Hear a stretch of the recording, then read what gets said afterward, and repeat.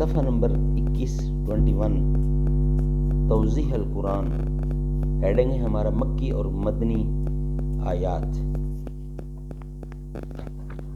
توضیح القرآن آسان ترجمہ قرآن تشریحات کے ساتھ از مفتی محمد تقی عثمانی، صفحہ نمبر 21 اور مکی اور مدنی آیات۔ نحمدہ ونصلی علی رسولہ الکریم، بسم اللہ الرحمن الرحیم۔ آپ نے قرآن کریم کی صورتوں کے عنوان میں دیکھا ہوگا کہ کسی صورت کے ساتھ مکی اور کسی کے ساتھ مدنی لکھا ہوتا ہے۔ اس کا صحیح مفہوم سمجھ لینا ضروری ہے۔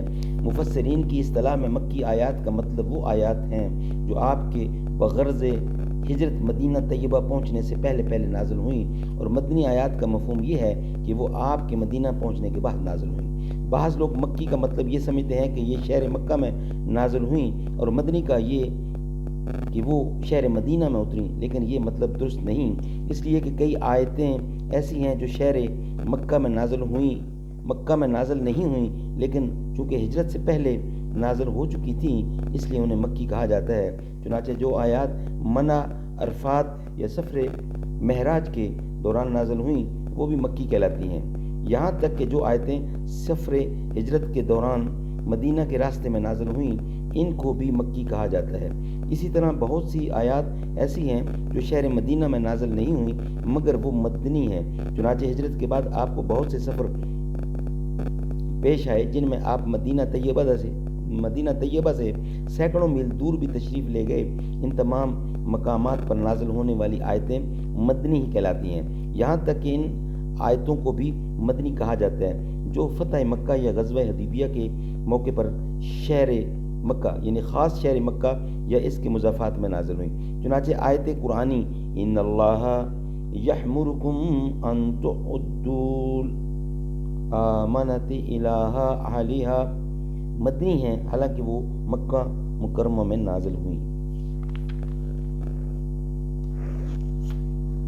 پھر بعض صورتیں تو ایسی ہیں کہ وہ پوری کی پوری مکی یا پوری کی پوری مدنی ہیں، مثلا سورت مدثر پوری مکی ہے اور سورت آل عمران پوری مدنی، لیکن بعض مرتبہ ایسا بھی ہوا ہے کہ پوری سورت مکی ہے لیکن اس میں ایک یا چند آیات مدنی بھی آ گئی ہیں، اور بعض مرتبہ اس کے برعکس بھی ہوا ہے، مثلا سورت اعراف مکی ہے لیکن اس میں وَاسْأَلْهُمْ عَنِ الْقَرْيَةِ الَّتِي كَانَتْ حَاضِرَةَ الْبَحْرِ سے لے کر وَإِذْ حَضَرَ رَبُّكَ مِنْ بَنِي آدَمَ آگے تک ہے، تک کی آیات مدنی ہیں۔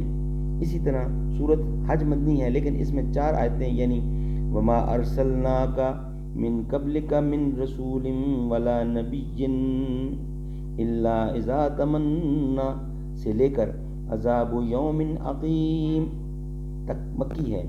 اس سے یہ بھی واضح ہو جاتا ہے کہ کسی صورت کا مکی یا مدنی ہونا عموماً اس کی اکثر آیتوں کے اعتبار سے ہوتا ہے، اور اکثر ایسا ہوتا تھا کہ جس صورت کی ابتدائی آیات ہجرت سے پہلے نازل ہو گئیں اسے مکی قرار دے دیا گیا، اگرچہ بعد میں اس کی بعض آیتیں ہجرت کے بعد نازل ہوئی ہوں۔ اس سے اگلا سبجیکٹ ہے قرآن کریم کا تدریجی نزول، وہ انشاءاللہ نیکسٹ ویلاگ میں بیان کیا جائے گا۔